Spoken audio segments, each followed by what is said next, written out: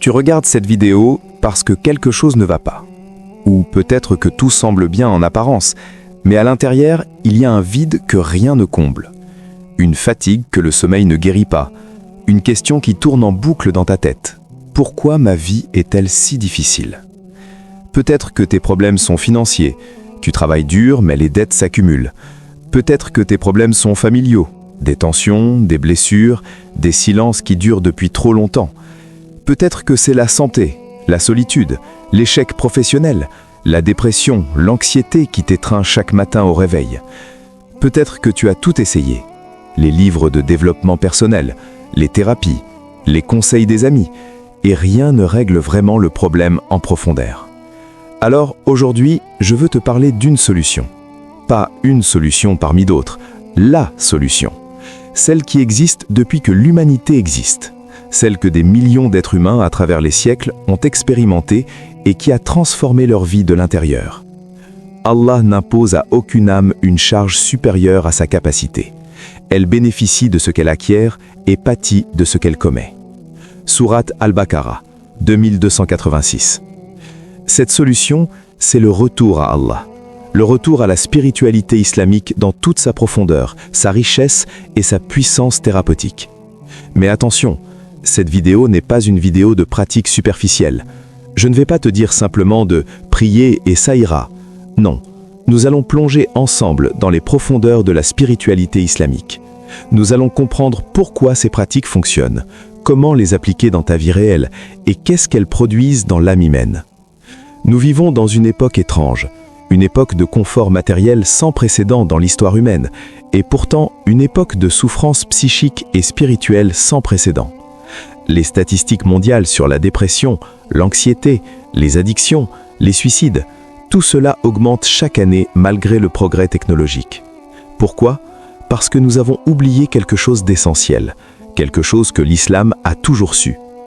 Certes, nous vous éprouverons par quelque chose de peur, de faim, de diminution de biens, de personnes et de fruits, et fait la bonne annonce aux endurants. Sourate Al-Baqarah, 2196. Cet verset est d'une importance capitale. Allah nous dit clairement, cette vie est un lieu d'épreuve. Ce n'est pas une anomalie, ce n'est pas une punition, c'est la nature même de cette existence. La langue arabe utilise le mot dunya pour désigner ce monde. Ce mot vient du racine dana, qui signifie bas, proche, inférieur.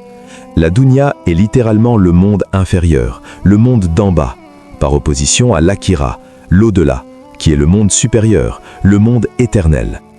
Concept fondamental, la nature de la dunya. L'islam enseigne que ce monde est par nature un lieu d'imperfection, d'épreuve et de passage. Attendre que tout soit parfait ici-bas est une erreur de compréhension fondamentale. Le croyant ne cherche pas à fuir les épreuves, mais à les traverser avec la bonne attitude, la patience, la gratitude et la connexion avec Allah. Le prophète Mohammed sallallahu alayhi wa sallam a dit dans un hadith rapporté par Muslim, « Le monde est la prison du croyant et le paradis de l'incroyant ». Que cela ne te décourage pas, ce n'est pas une condamnation, c'est une libération. Si tu comprends que les difficultés font partie du voyage, tu cesses de te battre contre la réalité et tu commences à traverser les épreuves avec sagesse. Le premier diagnostic est donc le suivant. Tes problèmes ne sont pas une erreur cosmique. Ils ne prouvent pas qu'Allah t'a abandonné. Ils sont la nature même de la vie ici-bas. Mais, et c'est crucial, Allah ne t'a pas laissé sans ressources pour les affronter. Dans l'islam, les épreuves peuvent avoir plusieurs origines et plusieurs sens. Il est important de les distinguer pour ne pas tomber dans des interprétations erronées. 1. L'épreuve comme élévation. La première cause possible d'une épreuve, c'est qu'Allah veut t'élever. Les plus grands serviteurs d'Allah, les prophètes, les siddiqines, les martyrs, ont été ceux qui ont subi les épreuves les plus sévères. Les gens qui subissent les épreuves les plus sévères sont les prophètes, puis ceux qui leur ressemblent le plus, puis ceux qui leur ressemblent le plus. Un homme est éprouvé selon son niveau de foi. Hadith du prophète Mohammed alayhi salatu wassalam, rapporté par Tirmizi. Le péché crée une barrière entre le serviteur et Allah. Cette barrière invisible se manifeste dans la vie quotidienne par un manque de baraka, bénédiction, une difficulté à trouver la paix, une résistance dans les affaires, une lourdeur dans le cœur. Le péché prive de la rizq, subsistance bénie. Le prophète, alayhi salam, a dit « Un homme peut se voir privé d'une provision en raison d'un péché qu'il a commis. » Ahmad. Ce n'est pas une punition arbitraire, c'est une conséquence naturelle. Quand on coupe le lien avec la source de toute bénédiction, la bénédiction se retire. Le péché crée des ténèbres dans le cœur. Allah dit dans le Coran « Mais non, ce qu'ils ont acquis a fait rouiller leur cœur. » 8-14. Ce rust, cette rouille spirituelle, rend le cœur moins sensible à la vérité, moins capable de ressentir la douceur de la foi, moins apte à voir les solutions. Exercice d'introspection. Avant de continuer, prends un moment pour toi. Ferme les yeux. Pense à un problème récurrent dans ta vie. Maintenant, demande-toi honnêtement. Y a-t-il un domaine de ma vie où je m'éloigne consciemment des commandements d'Allah? Y a-t-il un droit que je n'honore pas? Une prière que je néglige? Un interdit que je franchis régulièrement? Cette question n'est pas pour te culpabiliser, mais pour identifier la racine du problème. Maintenant que nous avons posé le diagnostic, entrons dans le cœur du sujet. La solution au problème, tous les problèmes, réside dans une réalité fondamentale que l'islam a enseignée depuis 14 siècles. Le lien avec Allah est la source de tout bien. Ce n'est pas une métaphore poétique, c'est une vérité opérationnelle. Le Coran est rempli de promesses concrètes qu'Allah fait à ceux qui reviennent à lui. Explorons-les une par une. At-Tawba, le repentir, est souvent mal compris. On croit qu'il s'agit d'une simple demande de pardon, d'une formule récitée machinalement. Mais le véritable repentir islamique est une transformation intérieure profonde. Les savants de l'islam ont défini At-Tawba selon 3 conditions indispensables. Première condition, le regret sincère. Tu dois ressentir dans la profondeur de ton cœur une vraie douleur pour t'être éloigné d'Allah. Pas une culpabilité destructrice qui te paralyse, mais un regret sain qui te motive à changer. Deuxième condition, l'arrêt immédiat du péché. Tu ne peux pas te repentir d'une chose tout en continuant à la faire. Le repentir exige de briser le cycle. Troisième condition, la résolution ferme de ne pas recommencer. Cette résolution doit être sincère au moment du repentir. Même si tu retombes plus tard, car nous sommes humains, l'important est la sincérité du moment.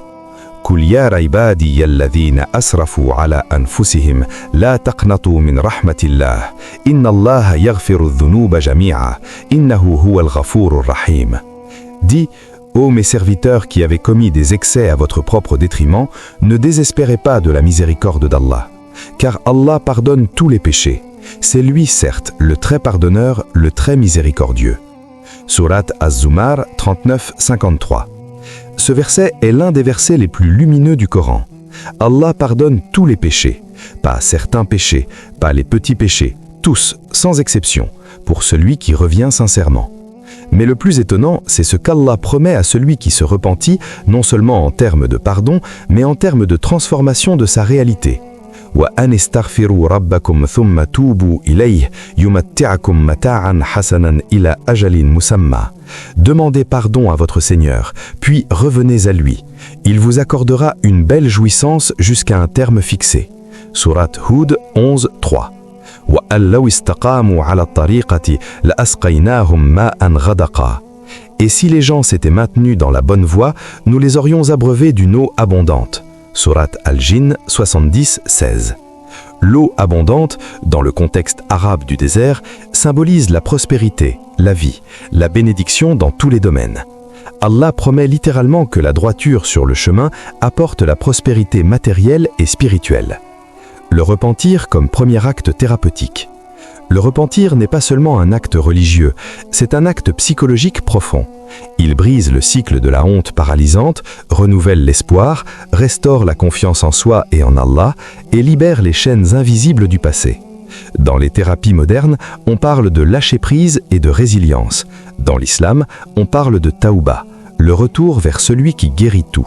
Le repentir comme premier acte thérapeutique. Le repentir n'est pas seulement un acte religieux, c'est un acte psychologique profond. Il brise le cycle de la honte paralysante, renouvelle l'espoir, restaure la confiance en soi et en Allah et libère des chaînes invisibles du passé. Dans les thérapies modernes, on parle de lâcher prise et de résilience. Dans l'islam, on parle de taouba, le retour vers celui qui guérit tout. La salah, la prière rituelle, est l'acte le plus important de la vie du musulman. 5 fois par jour, le croyant interrompt ses activités pour se tourner vers son Créateur. Mais beaucoup de musulmans ne comprennent pas la profondeur de cette pratique. La salat n'est pas une obligation administrative, elle n'est pas une taxe que tu payes à Dieu pour éviter sa punition. La salat est un rendez-vous d'amour, un moment où l'univers entier s'arrête et où tu te trouves seul devant ton Seigneur. La prière est le soutien de la religion et elle en est la colonne. Celui qui l'établit a établi la religion et celui qui l'abandonne a renversé la religion. Hadith du prophète pieux. Mais regardons les effets concrets de la salat sur la psychologie humaine et sur la résolution des problèmes. La salat structurante. 5 fois par jour, au lever du soleil, en milieu de matinée, après-midi, au coucher du soleil, dans la nuit, la salat structure le temps. Pour une personne en proie à l'anxiété ou à la dépression, cette structure est essentielle. Elle empêche le chaos mental de s'installer complètement. Elle crée des îlots de paix réguliers dans la journée. La salat libératrice. Dans le soudjoud, la prosternation, tu es dans la position la plus humble qui soit, le front contre la terre. Et c'est précisément dans cette position qu'Allah dit que tu es le plus proche de lui. L'état où le serviteur est le plus proche de son Seigneur est quand il est en soudjoud. Alors, faites beaucoup de dua. Muslim. Il y a quelque chose de profondément libérateur dans le soudjoud. Dans ce monde où l'ego est constamment sollicité, constamment blessé, constamment comparé, le soudjoud t'ébille, tu es petit et c'est magnifique. Tu es dépendant de Dieu et c'est ta force.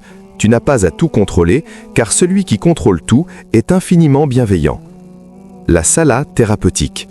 Des études contemporaines sur la neurologie de la prière ont montré que les états méditatifs induits par la prière, la concentration, la récitation rythmée, les mouvements corporels coordonnés, activent le système nerveux parasympathique, réduisant les hormones du stress et induisant un état de calme profond.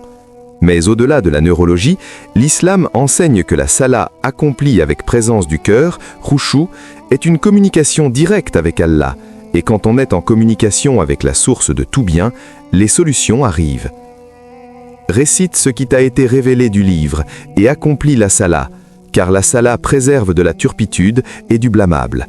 Et le rappel d'Allah est certes ce qu'il y a de plus grand. Sourate Ankabut 29-45. La salat préserve de la turpitude et du blâmable, c'est-à-dire qu'elle est un bouclier protecteur contre les comportements destructeurs qui créent des problèmes. Une salat bien accomplie change le comportement. Elle change la personne. وننزل من القرآن ما هو شفاء ورحمة للمؤمنين ولا يزيد الظالمين إلا خسارة. Et nous faisons descendre du Coran ce qui est une guérison et une miséricorde pour les croyants. Mais cela ne fait qu'augmenter la perdition des injustes. Sourate Al-Isra 82. Allah dit lui-même que le Coran est une shifa, une guérison, pas une métaphore de guérison, une vraie guérison, pour les corps, les âmes, les situations et les cœurs. Comment le Coran guérit-il concrètement? La guérison par la certitude. L'une des plus grandes sources de souffrance humaine est l'incertitude. Ne pas savoir ce que la vie nous réserve, ne pas comprendre le sens de nos épreuves, le Coran apporte des certitudes absolues.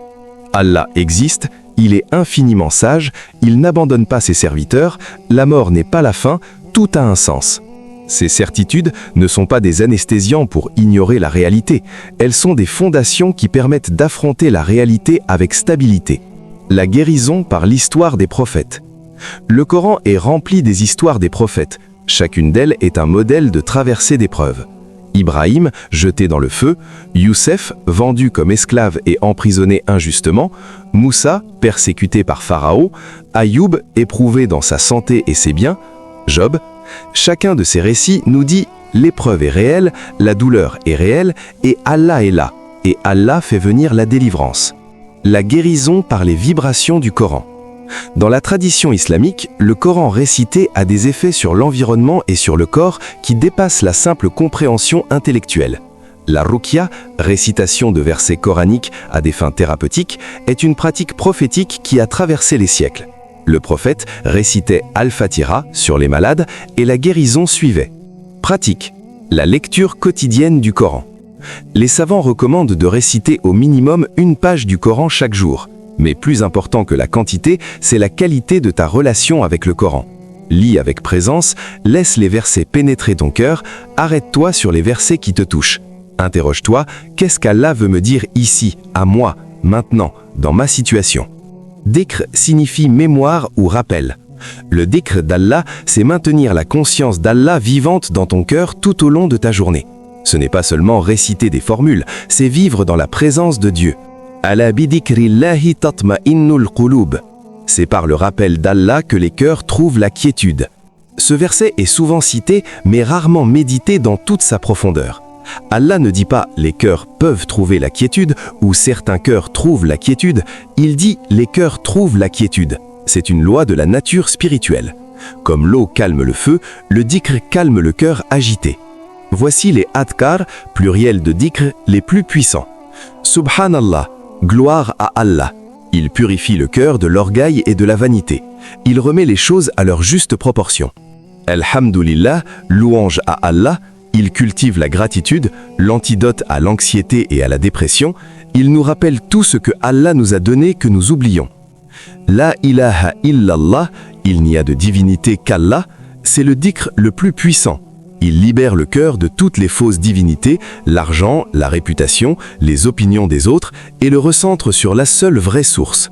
Allahu Akbar, Allah est le plus grand, il relativise tous les problèmes. Mon problème est grand, Allah est plus grand. Ma dette est lourde, Allah est plus grand. Ma maladie est sérieuse, Allah est plus grand. Astaghfirullah. Je demande pardon à Allah. Le prophète sallallahu alayhi wa sallam demandait pardon 70 à 100 fois par jour. Non pas parce qu'il péchait 100 fois, mais parce que le istighfar ouvre les portes de la rizq, subsistance et de la baraka. Celui qui pratique le istighfar régulièrement, Allah lui accordera une issue à chaque détresse, une sortie de chaque souci, et il lui accordera la subsistance d'où il ne l'attend pas. Hadith du prophète sallallahu alayhi wa sallam, rapporté par Abu Daoud. Le tawakkul est souvent mal traduit comme fatalisme ou passivité. C'est une erreur grave. Le tawakkul islamique est une confiance active en Allah, après avoir tout mis en œuvre de son côté. Un homme dit un jour au prophète « Dois-je attacher mon chameau et faire confiance à Allah, ou dois-je lui faire confiance et ne pas l'attacher ?» Le prophète répondit « Attache-le, puis fais confiance à Allah. » Voilà le tawakkul islamique.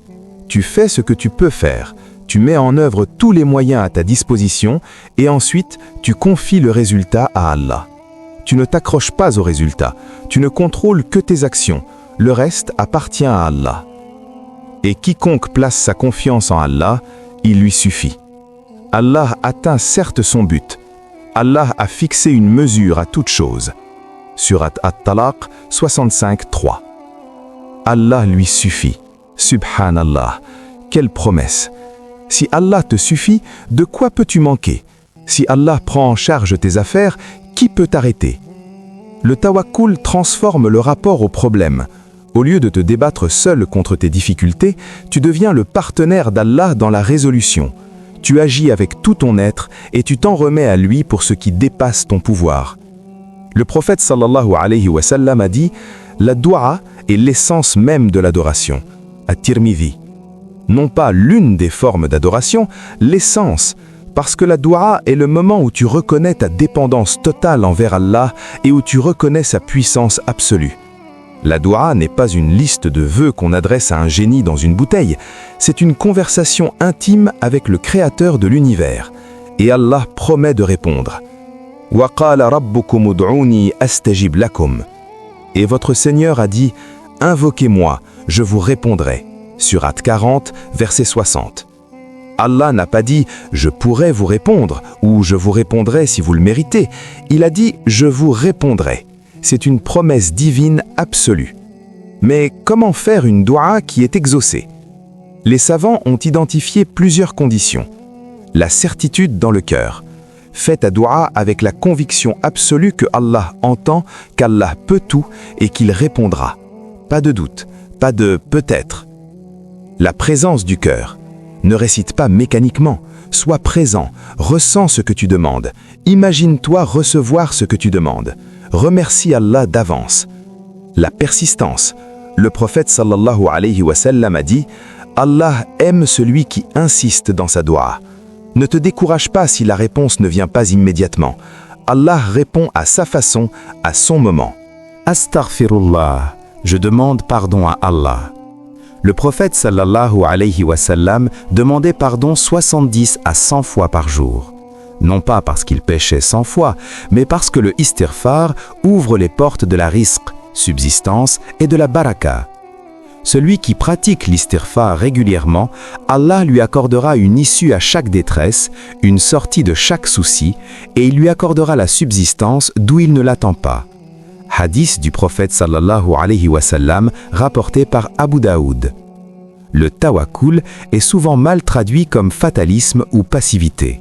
C'est une erreur grave. Le tawakkul islamique est une confiance active en Allah après avoir tout mis en œuvre de son côté.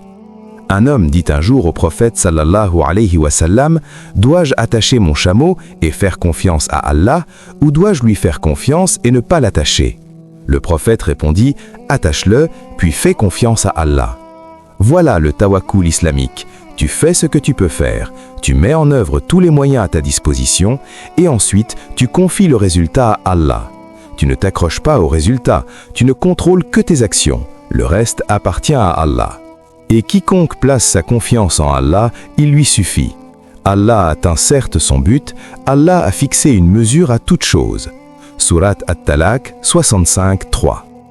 Allah lui suffit, subhanallah. Quelle promesse! Si Allah te suffit, de quoi peux-tu manquer? Si Allah prend en charge tes affaires, qui peut t'arrêter? Le tawakkul transforme le rapport au problème. Au lieu de te débattre seul contre tes difficultés, tu deviens le partenaire de Allah dans la résolution. Tu agis avec tout ton être et tu t'en remets à lui pour ce qui dépasse ton pouvoir. Le prophète sallallahu alayhi wa sallam a dit « La doua est l'essence même de l'adoration ». Non pas l'une des formes d'adoration, l'essence. Parce que la doua est le moment où tu reconnais ta dépendance totale envers Allah et où tu reconnais sa puissance absolue. La doua n'est pas une liste de vœux qu'on adresse à un génie dans une bouteille, c'est une conversation intime avec le Créateur de l'univers. Et Allah promet de répondre. Et votre Seigneur a dit, « Invoquez-moi, je vous répondrai ». Surat Ghafir 40, 60. Allah n'a pas dit « je pourrais vous répondre » ou « je vous répondrai si vous le méritez ». Il a dit « je vous répondrai ». C'est une promesse divine absolue. Mais comment faire une doua qui est exaucée? Les savants ont identifié plusieurs conditions. La certitude dans le cœur. Fais ta doua avec la conviction absolue qu'Allah entend, qu'Allah peut tout et qu'il répondra. Pas de doute, pas de peut-être. La présence du cœur. Ne récite pas mécaniquement, sois présent. Ressens ce que tu demandes. Imagine-toi recevant ce que tu demandes. Remercie Allah d'avance.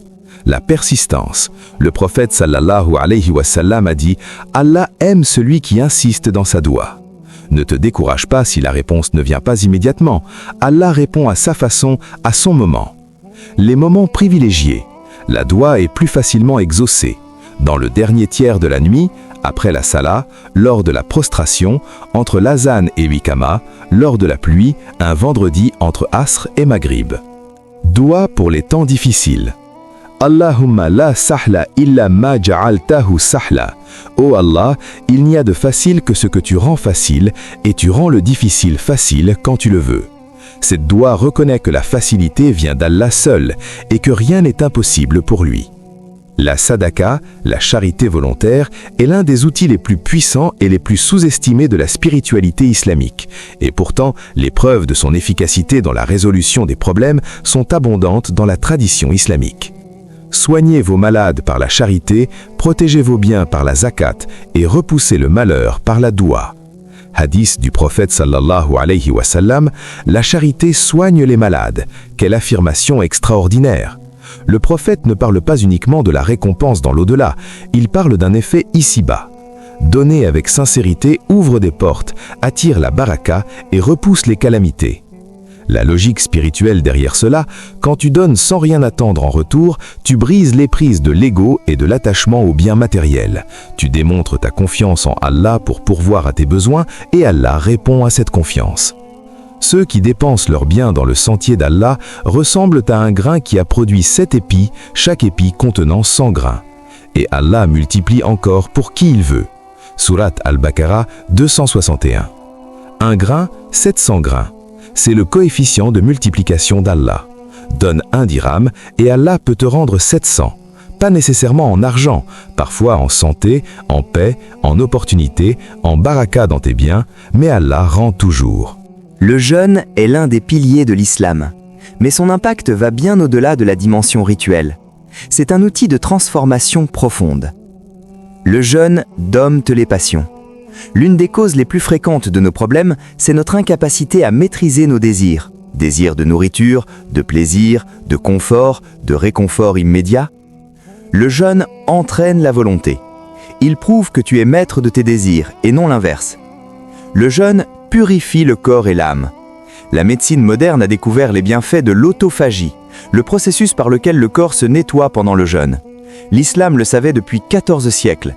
Et de la même manière que le corps se purifie, l'âme se purifie aussi. Le jeûne développe l'empathie. Quand tu as faim et soif, tu penses à ceux qui ont faim tous les jours, sans le choisir. Cette empathie est une guérison pour les cœurs qui s'étaient endurcis. Chaque action du fils d'Adam lui est propre, sauf le jeûne. Il est pour moi, et c'est moi qui en donne la récompense. Hadith Qudsi, Bukhari et Muslim. Allah dit « Le jeûne est pour moi ». C'est l'acte qui t'appartient à toi et à Allah uniquement. Pas à la société, pas à ta famille, pas à ta réputation. C'est un lien secret entre toi et ton Créateur. Nous avons déjà parlé du Coran comme guérison, mais la question pratique est comment intégrer la lecture du Coran dans une vie chargée? Voici une approche structurée recommandée par les savants. Le matin après Fajr. Commence chaque journée par la récitation du Coran, même 5 à 10 minutes. Ce rituel matinal ancre ta journée dans la présence d'Allah. La récitation à voix haute. La récitation à voix haute active davantage de zones cérébrales que la lecture silencieuse. Elle produit aussi des vibrations sonores qui ont un effet sur le corps et l'environnement. Le tadabour, la méditation profonde. Une fois par semaine au minimum, lis lentement une sourate ou un passage avec l'intention d'en comprendre le sens. Utilise un tafsir, exégèse, si possible. Laisse les versets dialoguer avec ta vie. La mémorisation. Mémoriser des versets, même si c'est un verset par semaine, transforme ta relation au Coran.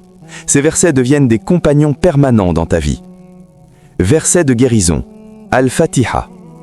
Al-Fatiha est la mère du livre, le cœur du Coran. Elle contient tout. La louange, la dévotion, la demande de guidance, l'espoir de la miséricorde. Elle est la première chose qu'un musulman récite chaque jour dans sa prière.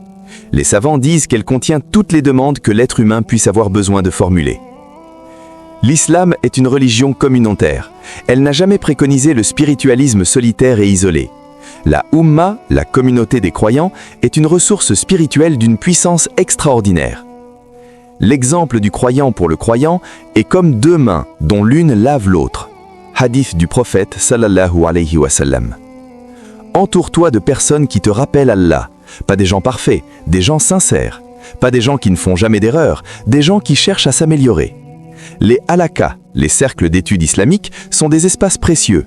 Écouter des conférences d'islamiques, lire ensemble, prier en jama'a, en groupe, tout cela multiplie la baraka et renforce la foi. Le prophète avertit « L'homme suit la religion de son ami intime, que chacun examine qui il prend pour ami intime. » Abu Daoud. Tes amis définissent en grande partie qui tu deviens. Ceux qui t'éloignent d'Allah te font du mal, même avec la meilleure des intentions. L'anxiété et la dépression sont les maux de notre époque. Des centaines de millions de personnes en souffrent dans le monde, et une partie significative de ces personnes sont des musulmans qui se demandent « Pourquoi est-ce que je souffre ainsi alors que j'ai la foi ?» La première chose à dire, la dépression et l'anxiété ne sont pas un signe de faiblesse de foi. Les prophètes eux-mêmes ont traversé des états de détresse profonde. Le prophète Mohammed sallallahu alayhi wa sallam a vécu l'année de tristesse, Am al-Huzn, après la mort de Khadija et d'Abu Talib. Le prophète Youssouf sallallahu alayhi wa sallam a pleuré au point de perdre la vue. Ces émotions font partie de l'expérience humaine. Cependant, l'islam offre des ressources uniques pour faire face à ces états. La tahzan inna Allah ma'ana. Ne t'afflige pas, Allah est avec nous. Sourate At-Tawbah 9:40. Ces mots du prophète sallallahu alayhi wa sallam à Abu Bakr dans la grotte, alors qu'ils étaient poursuivis par des ennemis armés, sont l'antidote à toute anxiété. Allah est avec nous. Pas Allah nous regarde de loin, pas Allah interviendra peut-être, Allah est avec nous. La pratique du shukr, gratitude quotidien, est l'un des outils les plus efficaces contre la dépression. Chaque soir, identifie 3 bénédictions d'Allah que tu as reçues dans ta journée. La santé, la nourriture, un sourire, la capacité de voir et d'entendre. La gratitude reprogramme le cerveau vers le positif. Le mouvement physique dans la prière, les transitions entre qiyam, debout, rukur, inclinaison, sujoud, prosternation, est une forme de mouvement corporel méditatif qui libère des endorphines et réduit l'anxiété. Note importante, foi et médecine. L'islam n'interdit pas le recours à la médecine. Le prophète sallallahu alayhi wa sallam a dit « Soignez-vous, car Allah n'a pas créé de maladie sans créer de remède. » Si tu souffres de dépression sévère, consulte un médecin ou un psychologue. La spiritualité islamique et le soin médical ne sont pas opposés, ils sont complémentaires. Les difficultés financières sont parmi les sources de stress les plus universelles, et l'islam a une réponse précise et pratique à ce défi. La première cause islamique de la stagnation financière est l'abandon de la salah. Le prophète sallallahu alayhi wa sallam a dit que la salah protège la rizq. La rizq, terme qui signifie bien plus que l'argent, c'est l'ensemble des ressources et bénédictions, est directement lié à la relation avec Allah. La deuxième cause est le riba, l'intérêt usuraire. L'islam interdit fermement le riba parce que le riba crée une économie de servitude, où les pauvres s'appauvrissent et les riches s'enrichissent mécaniquement. Si tu es pris dans des crédits à intérêt, l'islam te demande de chercher à t'en sortir et d'éviter d'en contracter de nouveau. Yamhaqullahu ar-riba wa yurbi as-sadaqat. Allah anéantit le riba et fait fructifier les aumônes. Sourate Al-Baqarah 2:276. La zakat, l'impôt islamique obligatoire sur la richesse, est présenté comme un purificateur de biens. Les savants expliquent que 2,5% de la richesse donnée en zakat purifie les 97,5% restants et les rendent plus bénis. L'istighfar régulier est directement lié à la provision financière. Le prophète Nour dans le Coran dit « J'ai dit, demandez pardon à votre Seigneur, car il est grand pardonneur. Il vous enverra du ciel des pluies abondantes, il vous accordera des richesses et des enfants, il vous donnera des jardins et des rivières. » C'est en 10:11, la confiance en Allah dans les affaires financières ne signifie pas paresse, mais elle libère du fardeau de l'anxiété constante sur l'argent. Elle te permet de travailler dur sans être esclave du résultat. Le foyer islamique est conçu pour être un lieu de sérénité. Allah dit dans le Coran que parmi ces signes, il a créé des épouses pour que vous trouviez en elles la tranquillité, sakina. Mais les conflits familiaux sont réels et douloureux. وَمِنْ آيَاتِهِ أَنْ خَلَقَ لَكُم مِّنْ أَنفُسِكُمْ أَزْوَاجًا لِتَسْكُنُوا إِلَيْهَا وَجَعَلَ بَيْنَكُمْ مَوَدَّةً وَرَحْمَةً. Et parmi ces signes, il a créé de vous-même des épouses afin que vous trouviez en elles la quiétude, et il a mis entre vous de l'amour et de la miséricorde. Sourate Ar-Rum 30:21. La mawadda, amour, et la rahma, miséricorde, sont les deux piliers du mariage islamique. Quand un conflit surgit, la question à se poser est « Est-ce que j'agis avec amour? Est-ce que j'agis avec miséricorde ?» L'islam enseigne que la patience dans les conflits familiaux est une forme d'adoration. Chaque fois que tu avales ta colère pour préserver la paix du foyer, tu gagnes des récompenses spirituelles, et ces récompenses, à leur tour, attirent la baraka dans ta famille. Le silat ar-rahim, le maintien des liens de parenté, est un devoir islamique dont la récompense est explicite. Allah, le prophète sallallahu alayhi wa sallam, a dit que celui qui maintient les liens de parenté verra sa vie prolongée et sa rizq élargie. La maladie est l'une des épreuves les plus intimes et les plus difficiles. Elle touche le corps, mais aussi l'âme et l'esprit. L'islam a une vision de la maladie qui est simultanément réaliste et extraordinairement lumineuse. Quelle merveilleuse est la situation du croyant! Tout ce qui lui arrive est bien pour lui, et cela n'appartient qu'aux croyants. S'il est touché par la prospérité, il est reconnaissant, et c'est bien pour lui. Et s'il est touché par l'adversité, il endure patiemment, et c'est bien pour lui. Hadith du prophète sallallahu alayhi wa sallam, rapporté par Muslim.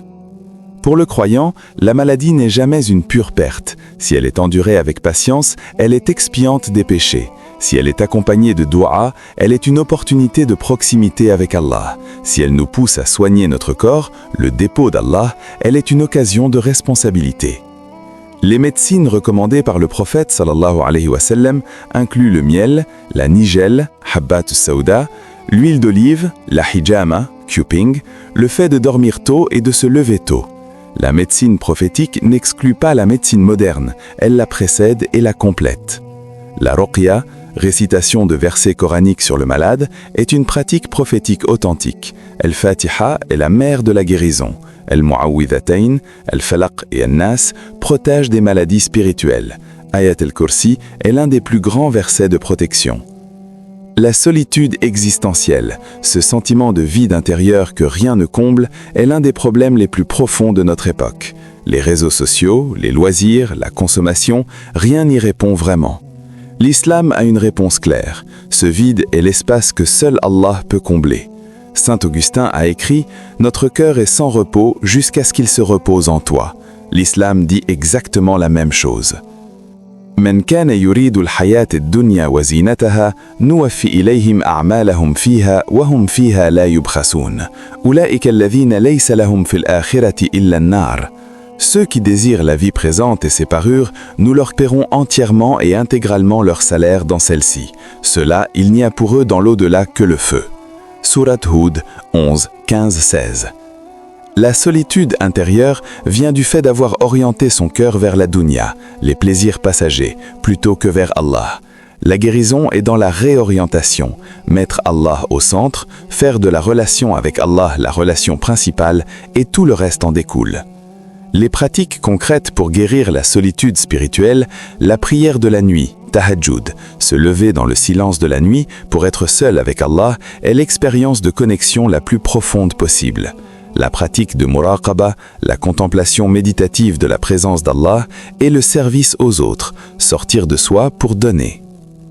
Pour comprendre comment traverser les épreuves avec grâce, regardons ceux qui l'ont fait avec le plus d'élégance dans l'histoire humaine, les prophètes d'Allah. Ibrahim alayhi salam, l'ami d'Allah dans le feu. Ibrahim alayhi salam a été jeté dans un feu immense par son peuple pour refuser d'adorer les idoles. Sa réponse, alors qu'il volait vers le feu, il a dit « Hasbi Allahu wa ni'mal wakil » « Allah me suffit et il est le meilleur des protecteurs ». Allah a dit au feu « Sois fraîcheur et paix pour Ibrahim ». Le feu n'a pas brûlé. Leçon, quand tu es dans le feu de l'épreuve, la parole de confiance absolue en Allah peut transformer le feu lui-même. Youssouf alayhi salam, de la citerne au trône. Youssouf alayhi salam a été jeté dans un puits par ses propres frères, vendu comme esclave, accusé injustement, emprisonné des années. Et pourtant, sa foi n'a jamais vacillé. Il a fini ministre de l'Égypte, sauveur de son peuple, réunifié avec sa famille. Leçon, parfois le chemin vers ta grandeur passe par les ténèbres les plus profondes. Ce que tu vis maintenant n'est pas la fin de ton histoire. Ayyub alayhi salam, la patience absolue. Ayyub alayhi salam, le prophète Job, a été éprouvé dans sa santé, ses biens et sa famille. Il a souffert pendant des années. Sa femme le soutenait, mais il ne s'est jamais plaint à Allah. Sa doua était une simple reconnaissance. Le malheur m'a touché et tu es le plus miséricordieux des miséricordieux. 21-83. Allah a répondu, nous l'avons répondu, et nous avons éloigné de lui le mal dont il souffrait, et nous avons rendu sa famille. Leçon, la patience n'est pas l'absence de souffrance, c'est la décision de ne pas désespérer d'Allah malgré la souffrance. L'une des clés de la paix intérieure dans l'islam est la confiance que tout ce que Allah décrète a un sens, même si nous ne le voyons pas. Peut-être que vous n'aimez pas une chose alors qu'elle est bonne pour vous, et peut-être que vous aimez une chose alors qu'elle est nuisible pour vous. Allah sait et vous ne savez pas. Surat Al-Baqarah 2, 216. Combien de fois dans votre vie avez-vous vécu quelque chose de douloureux et des années plus tard, vous avez réalisé que c'était exactement ce dont vous aviez besoin? Combien de fois, ce que vous croyez être une catastrophe s'est révélé être une bénédiction déguisée? La vision islamique de la destinée, le qadar, est une source de paix extraordinaire. Tout ce qui t'arrive a été voulu par Allah, non pas parce qu'il voulait te faire souffrir, mais parce qu'il voulait te faire grandir, te purifier, te rapprocher de lui, ou préparer quelque chose de meilleur pour toi. Le prophète sallallahu alayhi wa sallam a dit « Merveilleux est le cas du croyant, car il n'y a rien pour lui qui ne soit bien ». Cette phrase est la formule secrète de la résilience islamique. Si c'est bon, je suis reconnaissant et c'est bien. Si c'est dur, je suis patient et c'est bien. Voici l'une des affirmations les plus belles et les plus certaines de tout le Coran. Allah la répète 2 fois de suite pour nous assurer que ce n'est pas une coïncidence. فَإِنَّ مَعَ الْعُسْرِ يُسْرًا إِنَّ مَعَ الْعُسْرِ يُسْرًا. Car avec la difficulté vient la facilité. Oui, avec la difficulté vient la facilité. Sourate Sharh 94, 5-6. Les savants du tafsir ont fait une observation linguistique extraordinaire sur ces 2 versets. En arabe, le mot difficulté, al-usr, est précédé d'un article défini, al, ce qui signifie que c'est la même difficulté dans les 2 versets. Mais le mot facilité, yusr, n'a pas d'article défini. Ce sont 2 facilités différentes. Autrement dit, pour une difficulté, Allah envoie 2 facilités. Non seulement l'aise viendra, mais elle viendra en double. Crois-y, accroche-toi, l'aurore vient toujours après la nuit. Et remarque que Allah ne dit pas « après la difficulté vient la facilité », il dit « avec la difficulté vient la facilité ». La solution commence à germer au cœur même de l'épreuve. Les graines de ta délivrance sont plantées pendant ton test. Nous arrivons à la fin de ce voyage, mais pour toi, c'est peut-être un début. Revenons à la promesse du titre de cette vidéo, une solution à tous tes problèmes. Est-ce que cette promesse a été tenue? La réponse est oui, mais à une condition. Cette solution ne fonctionne pas comme une pilule magique qu'on avale et qui règle tout instantanément. Elle fonctionne comme un chemin qu'on choisit de marcher un jour après l'autre, une prière après l'autre, une doua après l'autre. La solution, c'est Allah, le retour à Allah, la connexion réelle, profonde, authentique avec ton Créateur. Pas la religion de surface, pas les pratiques mécaniques sans présence du cœur, la vraie spiritualité islamique, celle qui transforme ton regard sur la vie, qui guérit les blessures de ton âme, qui t'apprend à vivre dans la confiance et la gratitude, qui fait de toi un être qui irradie la paix autour de lui. وَالَّذِينَ جَاهَدُوا فِينَا لَنَهْدِيَنَّهُمْ سُبُلَنَا وَإِنَّ اللَّهَ لَمَعَ الْمُحْسِنِينَ. Ceux qui luttent pour nous, nous les guiderons certes sur nos voies. Allah est certes avec les bienfaisants. Sourate Al-Ankabut 29, 69. Alors voilà mon appel pour toi aujourd'hui. Commence, maintenant. Pas demain, pas quand la situation sera meilleure. Maintenant. Si tu ne pries pas encore les 5 prières, commence par une seule. La prière de Fajr, l'aurore, est un symbole parfait. Chaque matin est un nouveau départ. Chaque lever du soleil est une opportunité de recommencer. Si tu n'ouvres plus le Coran depuis longtemps, ouvre-le aujourd'hui. Même une page, même un verset. Allah dit « Ceux qui me cherchent d'un pas, je les rejoins en courant ». Si tu as des péchés qui pèsent sur ton cœur, et nous en avons tous, fais ton istighfar maintenant. Astaghfirullah al-azim wa atubu ilayh. 70 fois, 100 fois, jusqu'à ce que tu sentes quelque chose se desserrer dans ta poitrine. Je veux finir par cette promesse d'Allah qui, pour moi, résume tout ce que nous avons dit aujourd'hui. وَإِذَا سَأَلَكَ عِبَادِي عَنِّي فَإِنِّي قَرِيبٌ أُجِيبُ دَعْوَةَ الدَّاعِ إِذَا دَعَانِي فَلْيَسْتَجِيبُوا لِي وَلْيُؤْمِنُوا بِي لَعَلَّهُمْ يُرْشُدُونَ. Et quand mes serviteurs t'interrogent sur moi, alors je suis proche. Je réponds à l'appel de celui qui m'invoque quand il m'invoque. Qu'il réponde à mon appel et qu'il croie en moi, afin qu'il soit dans la bonne voie. Sourate Al-Baqarah 2, 186. Allah est proche, il entend, il répond, il n'abandonne personne. Il aime ses serviteurs d'un amour qui dépasse tout ce que tu peux imaginer. Tes problèmes ne sont pas plus grands que Allah. Ta situation n'est pas désespérée. Ton avenir n'est pas condamné. Tu es ses serviteurs et il prend soin de ses serviteurs. Puisse Allah vous accorder la paix dans vos cœurs, la baraka dans vos vies et la guidance sur le droit chemin. Puisse-t-il transformer vos épreuves en lumière, vos larmes en sagesse et vos nuits en aurore. Amin.